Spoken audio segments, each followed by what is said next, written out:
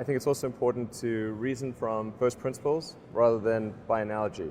So the normal way that we conduct our lives is we reason by analogy. We're doing this because it's like something else that was done, or it's what other people are doing. It's mentally easier to reason by analogy rather than from first principles. But by first principles is a physics way of looking at the world. And what that really means is you boil things down to the most fundamental truths and say, okay, what are we sure is true, or as sure as possible is true? And then reason up from there. That takes a lot more mental energy. Give me an example of that. Like, what's one thing that you've done that on that you feel has worked for you?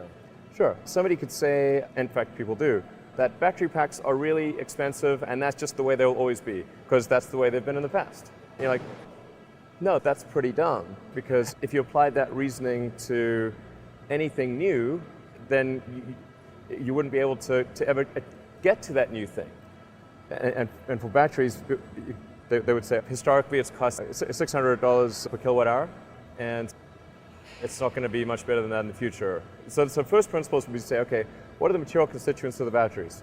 What is the spot market value of the material constituents? So you can say, okay, it's got cobalt, nickel, aluminum, carbon, and some polymers for separation, and a steel can. So break that down on a material basis and say, okay, what if we bought that in the London Metal Exchange, what would each of those things cost? Like, oh, geez, it's $80 per kilowatt hour.